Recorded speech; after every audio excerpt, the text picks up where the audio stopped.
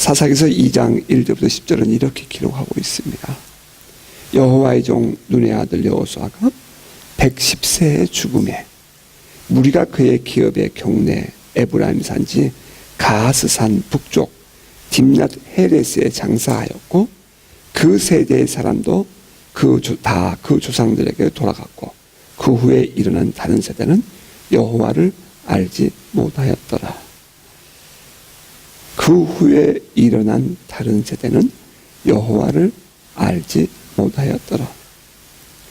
그리고 이어서 성경은 이렇게 말합니다. 이스라엘 자손이 여호와의 목전에 악을 행하여 바알들을 섬기며 애굽 땅에서 그들을 인도하여 내신 그들의 조상들의 하나님 여호와를 버리고 다른 신들 곧 그들의 주위에 있는 백성의 신들을 따라 그들에게 전하여 여호와를 진노하게 하였으되 곧 그들이 여호와를 버리고 바알과 아스타로스를 섬겼으므로 여호와께서 이스라엘에게 진노하사 노략하는 자의 손에 넘겨주사 그들이 노략을 당하게 하시며 또 주위에 있는 모든 대적의 손에 팔아넘기심에 그들이 다시는 대적을 당하지 못하였으며 그들이 어디로 가든지 여호와의 손이 그들에게 재앙을 내리시니 곧 여호와께서 말씀하신 것과 같이 여호와께서 그들에게 맹세하신 것과 같아서 그들의 괴로움이 심하였더라. 이어서 또 16절 이하는 이렇게 말씀하죠. 여호와께서 사사들을 세우사 노략자의 손에서 그들을 구원하게 하셨으나 그들이 그 사사들에게도 순종하지 아니하고 오히려 다른 신들을 따라가 음행하며 그들의 절하고 여호와의 명령을 순종하던 그들의 조상들의 행하던 길에서 속히 치우쳐 떠나서 그와 같이 행하지 아니하였더라.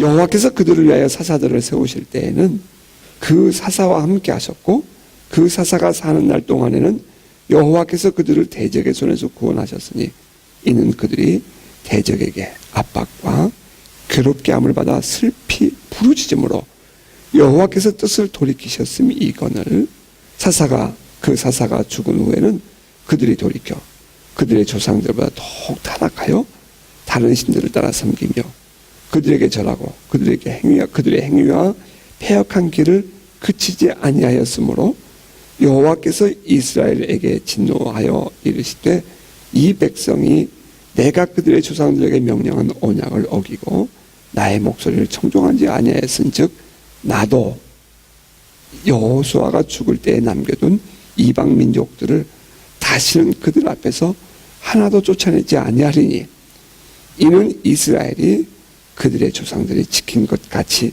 나 여호와의 도를 지켜 행하나 아니하나 그들을 시험하려 함이라 하시니라. 왜 우리들의 삶에서 고난이 끝나지 않은가에 대한 질문이 이 속에 들어 있습니다. 이는 이스라엘이 그들의 조상들이 지킨 것 같이 나 여호와의 도를 지켜 행하나 아니하나 그들을 시험하려 함이라. 여호수아 시대가 지나갔습니다. 그리고 그와 함께 했던 사람들도 다 죽었죠. 이제 새로운 다음 세대가 이스라엘을 이루고 있었습니다. 그때의 상황을 담고 있는 성경은 이렇게 기록하고 있습니다. 그 세대의 사람도 다 그 조상들에게로 돌아가고 그 후에 일어난 다른 세대는 여호와를 알지 못하며 여호와께서 이스라엘을 위하여 행하신 일도 알지 못하였더라. 다른 세대는 여호와를 알지 못했다.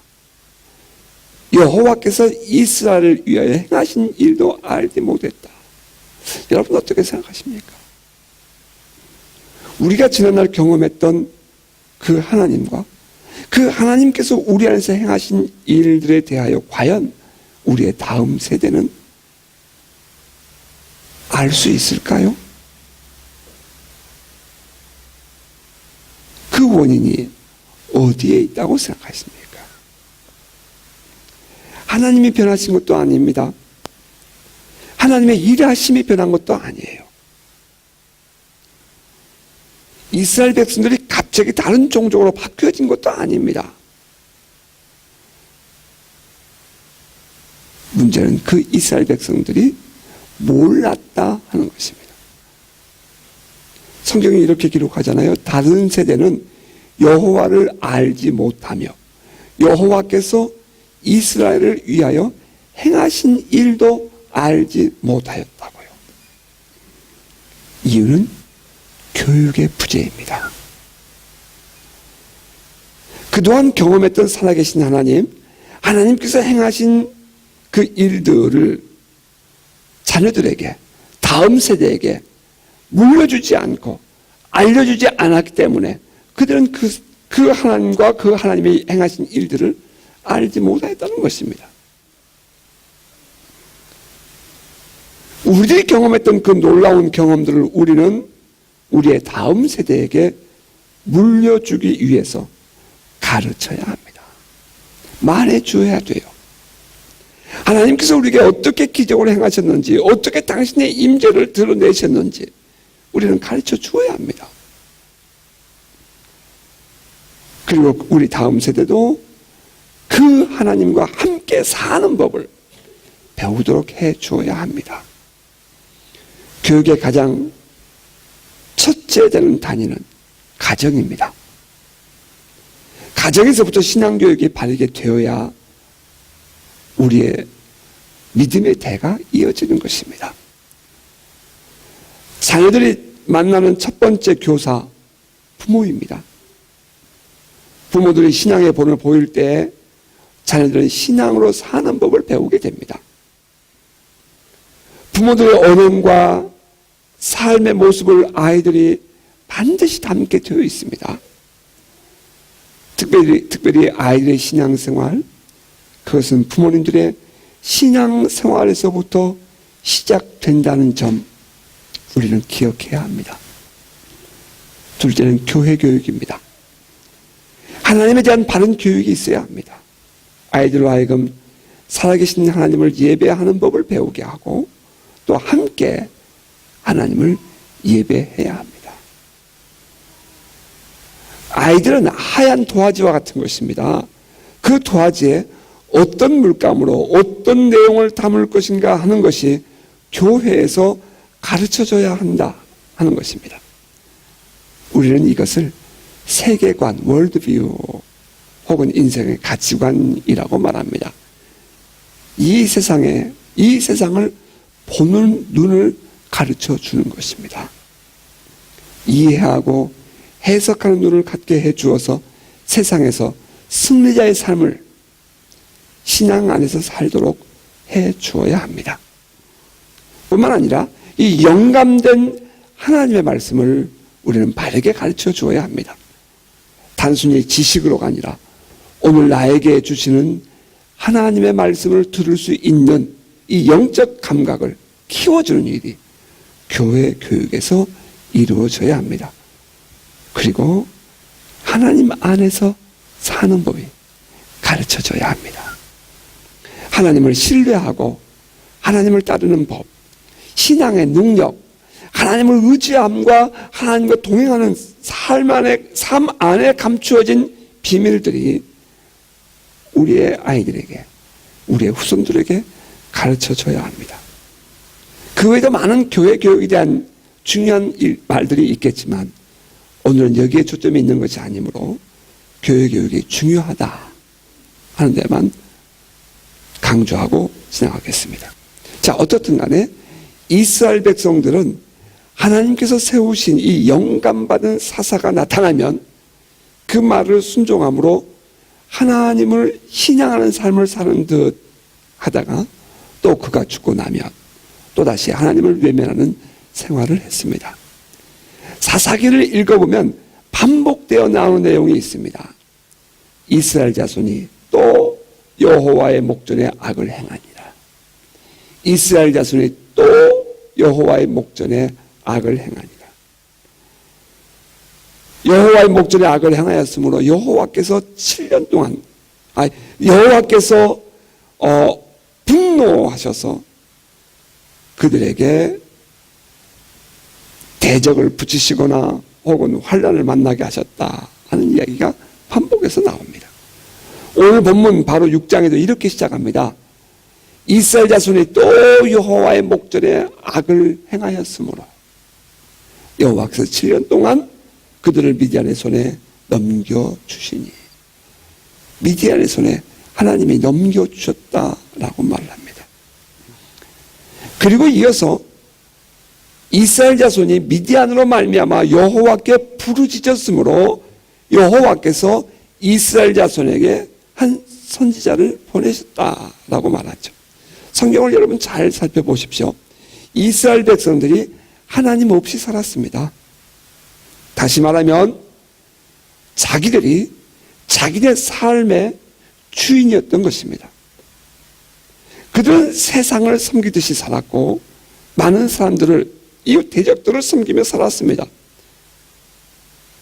그러면 하나님은 살짝 손을 빼시고 이스라엘 자손들을 그 원수들의 손에 붙이셨습니다. 그러면 여지없이 이스라엘 자손들은 고난 중에 부르짖었고 또 하나님이 반응을 하셨습니다. 이스라엘 백성들이 하나님께 부르짖으면 하나님은 반드시 응답하십니다. 반드시 반응하십니다.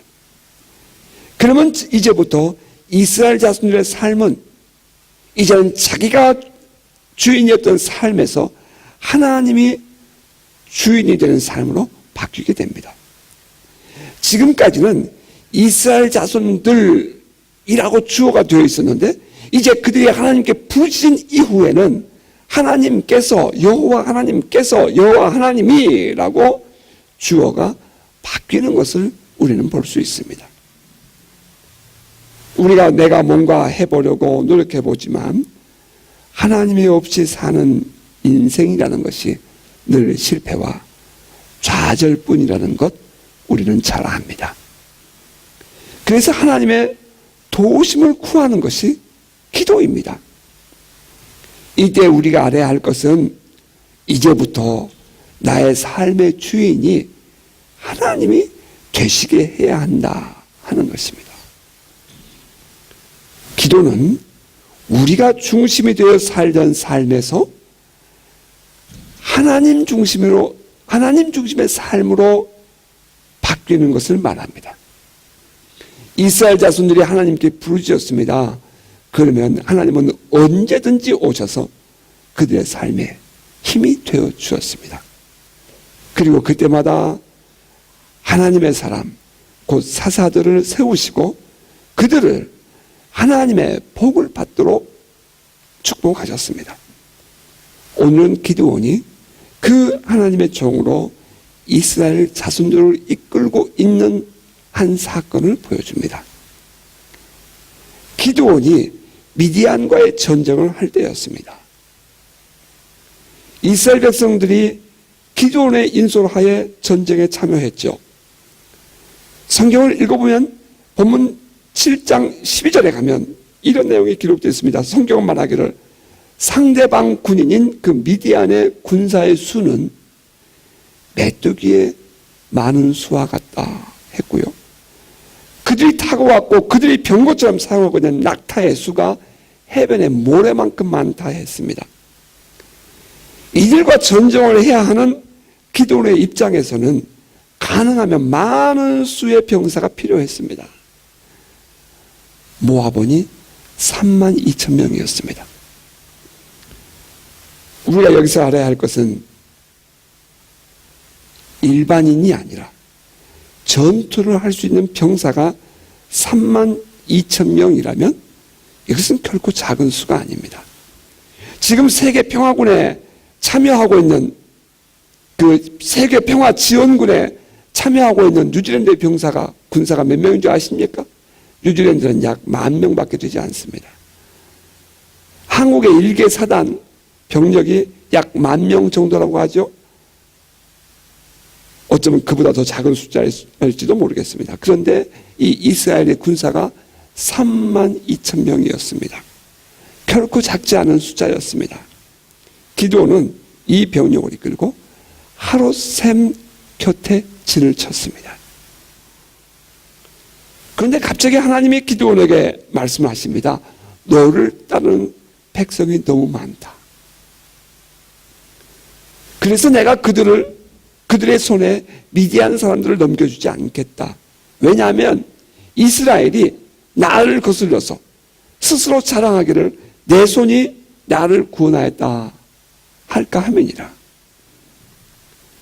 그리고 말씀하시기를 참 받아들이기 어려운 요구를 하십니다. 이것은 상식에도 맞지 않고 이것은 어느 누가 보아도 받아들이기 어려운 요구였습니다. 이제 너는 백성들의 귀에 외쳐 이르기를 누구든지 두려워 떠는 자는 길르앗산을 떠나 돌아가게 하라. 전쟁에 32,000명이 모였습니다. 지금 어떻게든지 더 많은 수를 모아와야 그래야 뭔가 좀 힘을 내고 용기를 가질 수 있을 것 같은데 하나님 말씀하시기를 너희 숫자가 많다는 것입니다. 두려워 떠는 사람은 돌아가라는 것입니다. 기드온이 백성들 앞에 서서 말했습니다. 병사들 앞에 서서 말했습니다. 그렇게 말했습니다. 그랬더니 그 말을 들은 군사들 중에 22,000명이 집으로 돌아가고 말았습니다. 글쎄 기드온이 그렇게 많은 숫자의 군사들이 돌아갈 것을 생각했을까요?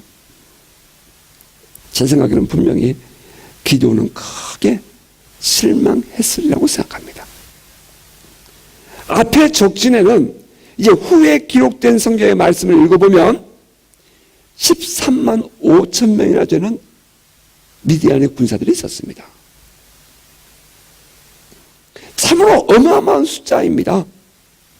그들과 싸움을 해야 한다면 당연히 그들과 더 많은 군사력을 소유해야 하지 않겠습니까? 그런데 그나마도 전체가 3만 2천 명이었는데 그 중에 2만 2천 명이 돌아가 버린 것입니다. 남은 것은 고작 10,000명뿐이었죠. 누구든지 두려워 떠오는 자는 길르앗산을 떠나 돌아가라 하라 하시니 이에 돌아간 백성이 2만 2천 명이요 남은 자가 10,000명이었더라. 성경은 그렇게 기록합니다. 그때 이 교차되었을 기드온의 마음 여러분 상상되십니까? 적진 앞에서 함께 힘을 모아도 어려울 상황인데 자기들 살겠다고 사람을 떠나버리는 것입니다. 여러분 생각해 보세요. 3명 중에 2명이 떠나갑니다. 그렇다면 기드온의 부대 분위기는 아주 비참할 정도로 사기가 떨어져 있었을 것임에 틀림없습니다. 떠나는 분위기입니다. 문을 닫는 분위기예요. 그만 포기해야 할 분위기였습니다. 그동안 여기까지 왔던 것으로 그만 감사하고 문을 닫는 것이 지혜로울 수 있는 분위기였다 이 말입니다. 남은 자들도 분명히 영향을 받았을 것입니다. 그들 눈앞에 있는 전쟁은 현실이었거든요. 들려오는 소리 적군의 13만 5천 명이나 되는 그 엄청난 바닷가의 모래와 같이 많은 숫자, 그 많은 숫자의 사람들의 기세는 더 등등해 보였을 것입니다.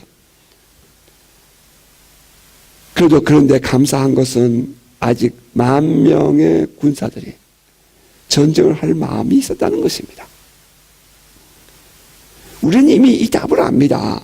이 전쟁은 하나님께 속한 것입니다. 하나님이 하실 것입니다. 그런데 여러분 하나님이 하신다라고 말할 때에 종종 우리는 이런 얘기를 듣습니다. 그것은 신앙적인 해석이고 이해 아닙니까? 하는 것입니다. 그것은 신앙적으로 보니까 그렇지 현실은 아니지 않습니까? 이런 질문입니다. 사실 또 우리가 정신을 바짝 차리고 눈을 떠서 생각해 보십시다. 이것은 현실입니다.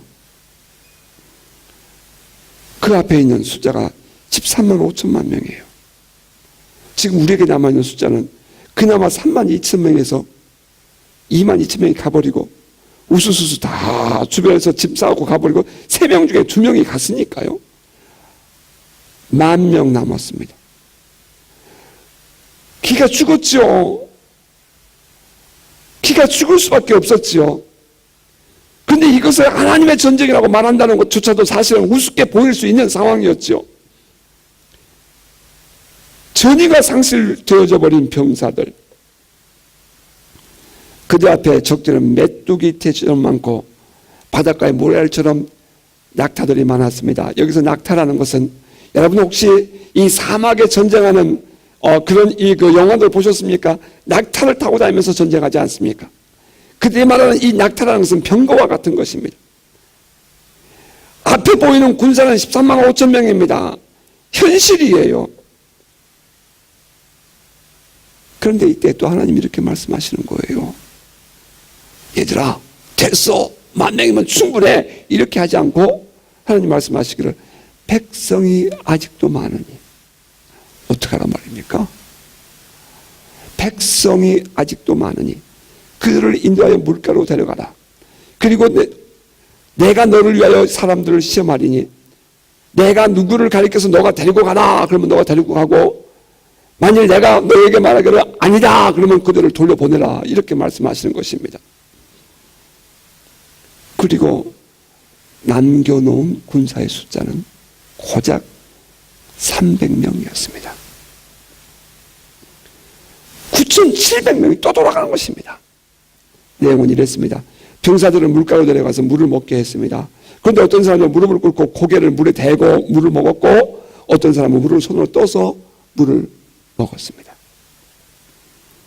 물에 고개를 받고 먹는 사람이 9,700명이었고 손으로 물을 떠서 먹는 사람이 고작 300명이었습니다. 그러면 우리 같으면 많은 쪽을 선택하는 것이 일반적이지 않습니까? 우리 민주주의 그런 거 아닙니까?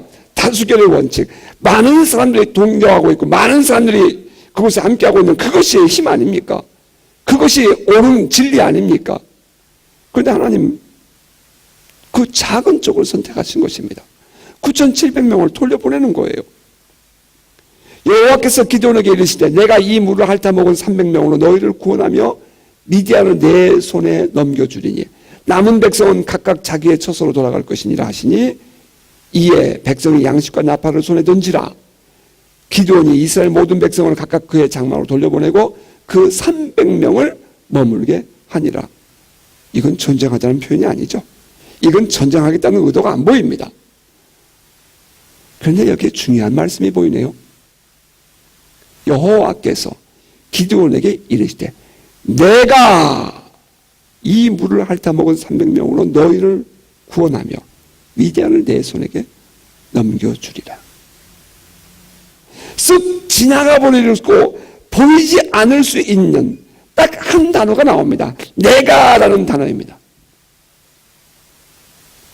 The Lord said to Gideon, with the 300 men that left, I will save you and give the Midianite into your hands. I will save you. 내가 구원해라. 누가 그 I, 그 납니까? 하나님이 이스라엘 백성들을 구원하는데 이 300명을 가지고 구원하시며 미디안을 기드온의 손에 넘겨주시겠다 하는 그런 말씀입니다. 주어가 누구라고요? 하나님이십니다. 지금 그들의 전쟁은 현실이었습니다. 실제로 세상에서 일어나고 있는 우리들의 삶의 문제예요. 그런데 하나님은 이 전쟁을 이 세상의 전쟁으로 보는 것이 아니라 하나님의 전쟁으로 보았다는 것입니다. 여기에 중요한 신앙의 관점이 들어있습니다. 우리가 사는 이 세상은, 우리가 발 딛고 사는 이 세상, 뉴질랜드라는 이 사회는, 우리가 살고 있는 우리 가정은, 우리가 만나고 있는 삶의 현장에 많은 사람들과 내 모든 사업의 직장들은 세상 일입니다. 현실입니다. 이것은 내추럴한 자연적인 세계라 이 말입니다. 우리가 이 세상 살다가 문제를 만납니다. 그때 사람들은 그것을 세상의 방법으로 해결하려고 합니다. 그런데 신앙인들은 그렇게 그 문제를 접근해서는 안 된다는 것입니다. 성경이 우리에게 보여주는 것은 우리가 세상에 속한 문제라 할지라도 그것을 하나님께 가지고 나아가면 하나님은 그것을 영적인 것으로 이해하고 해결해 주신다 하는 것입니다. 쉽게 표현하면 이런 거죠. 우리가 어떤 사람을 만나야 합니다. 내가 저 사람을 어떻게 감동시킬 수 있는 방법이 없습니다. 내가 하나님께 기도합니다. 하나님께서 그 마음을 감동시키시고 내가 마음에 생각하지 못했던 것들을 그를 통해서 하나님이 이루시는 경우를 경험합니다. 이 세상의 일들입니다. 하지만 그 모든 일을 내가 하려고 할 때는 실패와 좌절이 내 앞에 기다립니다. 하지만 그것을 하나님께 올려드리면 하나님이 I will save you. 하나님이 우리를 구원하실 것입니다. 이 세상의 것은 하나님의 세상의 것으로 하나님의 것으로 하나님이 해석하시고 이해하시고 개입하신다는 사실입니다. 지금 기도원이 맡고 있는 전쟁은 현실이었습니다. 그러나 그곳에 하나님이 개입하시자 이것은 이제 영적 전쟁이 되었습니다. 사람은 하나님이 사용하시는 도구에 불과하게 됩니다. 이제부터는. 저는 하나님은 이 사람들 없이도 얼마든지 하실 수 있는 분이라고 믿습니다. 하지만 하나님은 이 소수의 사람들을 통해서 일을 하신다는 사실입니다. 하나님이 그 숫자가 많아서 그들을 쓰신 것도 아닙니다. 그들의 지위가 높거나 그들의 소유가 많아서 하나님이 그들을 쓰신 것도 아니었습니다. 우리는 이 땅에 진정한 하나님의 부흥이 일어나기를 소원합니다. 우리는 이 지구촌에서 하나님 나라가 실현되는 것을 보기를 원합니다. 우리는 하나님을 섬길 하나님의 예배자들을 발굴해서 그들과 함께 영원히 주를 섬기며 찬양하기를 소원합니다. 이 땅에 더 많은 영혼들이 예수를 믿어서 하나님의 자녀가 되고 하나님을 하나님에게 섬기는 그 모습 보기를 원하며 그렇게 살 것입니다. 때로는 숫자가 작아서 마음에 속상할 때가 있었습니다. 때로는 22,000이라는 대부분의 사람이 떠나는 경우도 있었습니다. 또 9,700이라는 마지막 사람들이 떠나는 날도 있었습니다. 그러나 저는 이 300명의 용사들이 더 강력한 미디안의 적진을 쳐부수고 하나님의 나라를 이 땅에 세우게 될 그날을 기대합니다. 비록 소수의 숫자였지만 그 300명이 그루터기가 되어서 이스라엘 자손들을 구원하고 하나님의 영광을 드러냈듯이 이제 우리도 이 땅에서 하나님의 이름을 높여드리는 하나님의 영적 군사가 될 것을 기대합니다. 그러나 이때 우리가 분명히 알아야 할 것이 하나 있습니다. 첫째, 하나님이 하시게 하라 하는 것입니다. 하나님을 하나님 되게 섬기는 일은 하나님이 하시도록 하나님을 우리의 주인 되게 해드리는 것입니다. 지난날은 내가 무엇인가를 해서 무엇인가를 이루어 보겠다는 그 꿈. 그러나 연약한 우리들의 모습만 가지고는 결코 이것은 이루지 못하는 것입니다. 하나님이 하시게 해야 합니다. 이스라엘 자손이 무엇인가 내가 해보려고 하지만 그렇게 되지 않았습니다. 그러면 그들 하나님께 부르짖었습니다. 그러면 하나님은 일하셨습니다. 하나님은 반드시 반응하셨습니다. 나의 삶의 주어가 바뀌어야 합니다. 여러분의 삶의 주어가 바뀌어야 합니다. 우리의 삶의 환경에 subjective, 주어가 바뀌어야 합니다. 바뀌는 역사가 있기를 주의 이름으로 축복합니다. 나의 삶의 주어가 바뀌어 주께서 나의 삶에 오셔서 나를 이끌어 가시도록 늘 하나님을 하나님에게 인정하고 순종하며 살아가는, 나뭇가지만 흔들어도 하나님이 이것을 통해서 무엇을 원하십니까? 자동차가 달려가다가 갑자기 멈추면 하나님 이 일을 통해서 나에게 무엇을 원하십니까? 그 하나님의 음성을 구하고 하나님의 얼굴을 구하고 하나님의 하나님 되심을 바라보면서 살아가는 저와 여러분 될 수 있기를 주의 이름으로 축복합니다.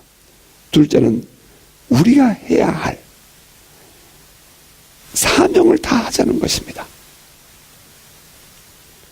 하나님께서 하실 때에 우리가 가만히 있으면 저절로 되는 것도 아닙니다.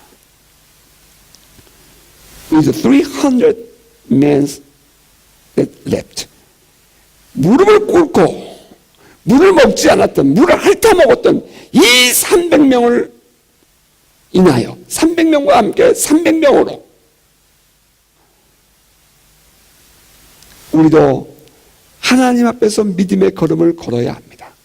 요단강이요, 범람하던 요단강이요, 제사장이 법궤를 메고 물에 발을 잠궜을 때에 물이 멈췄습니다.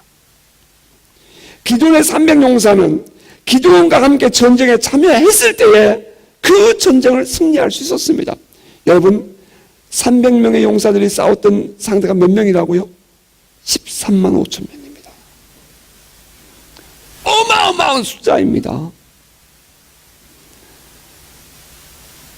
영혼 구원을 위해서 함께 전도하고 그들을 이끌어 함께 예배할 때에 교회는 부흥되는 것입니다. 하나님의 영광 받으심은 우리가 함께 하나님을 예배할 때에 더욱 드러나는 것입니다. 우리가 하나님의 은혜를 구하고 하나님을 바라볼 때에 가만히 있는 것이 아니라 우리는 한 걸음 한 걸음 오늘 나에게 주어진 삶에 최선을 다하는 것입니다. 그러면 하나님이 주인 되셔서, 하나님이 주체가 되셔서 우리를 통해서 하나님 나라를 이 땅에 흘려보내며 하나님의 영광을 드러낼 것입니다. 셋째는 때로는 믿음의 삶을 살 때에 어려운 일을 만날 수도 있다는 것입니다. 우리는 이것을 인정하고 살자는 것입니다. 3만 2천 명이었던 것이 300명이 될 수도 있습니다. 이제 우리가 가져야 할 생각은 믿음의 눈을 가지고 하나님의 마음을 갖자는 것입니다. 이 세상의 모든 일들은 우연은 없습니다. 하나님의 섭리와 하나님의 계획과 하나님의 마음과 하나님의 뜻이 들어있습니다. 그렇다면 그 뜻을 바르게 깨닫고 발견하고 구하는 것이 우리가 해야 할 일입니다. With the 300 I will save you and give the Midianites in your hands. 이 300명으로, 아니 3만 2천 명 가지고도 어려운 싸움인데요. 아니 이 300명으로 지금 여러분의 삶에 있어서 엄청나게 큰 문제가 여러분 앞에 있다 할지라도 지금 여러분이 그것을 이겨내려고 하면 안 되죠. 여러분 안에 가지고 있는 그 조그만 것이 기폭제가 되어지고 그것이 역사를 흔드는 지렛대가 될 수 있다는 사실을 여러분 기억하시길 바랍니다. 지금 나에게 있는 것이 작습니까? 지금 내가 누리고 있는 나의 모든 삶의 환경들이 부족합니까? 여러분이 생각할 때 턱도 없이 작습니까? 그렇습니다. 하지만 그것이 하나님의 손에 쓰임받게 될 때에 그것은 지렛대가 될 것이며 지구촌을 움직이는 능력이 될 것입니다. 모세의 손에 있었던 그 지팡이, 그가 들녘에서 양떼를 치면서 사용했던 조그마한 지팡이입니다.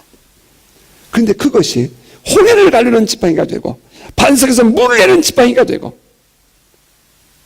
백성들을 이끌어가는 하나님의 능력의 지팡이가 됩니다. 지금 여러분이 가지고 있는 삶의 환경들, 우리가 누리고 있는 조그마한 그 모든 연약한 보이는 것들, 바로 그것이 하나님의 손에 쓰임받게 되어 지렛대가 되어지면 이제 하나님의 기적은 우리의 삶을 통해서 일어나게 될 것입니다. 하나님께서 남겨놓은 300명, 그들은 패잔병이 아니었습니다. 진정으로 강한 용사는 바로 이 하나님이 남겨놓은 300명이었습니다. 어쩌면 이들은 그 3만 2천 명과 함께 섞여 있었을 때에는 보이지도 않던 사람이었을지도 모릅니다. 하지만 이제 이 300명이야말로 하나님의 마음에 합한 자요, 하나님의 기적을 가져올 사람들이었습니다.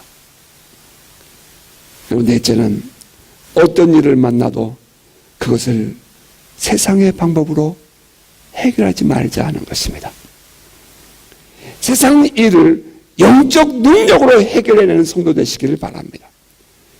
세상 일을 세상 방법이나 능력으로 해결하려고 한다면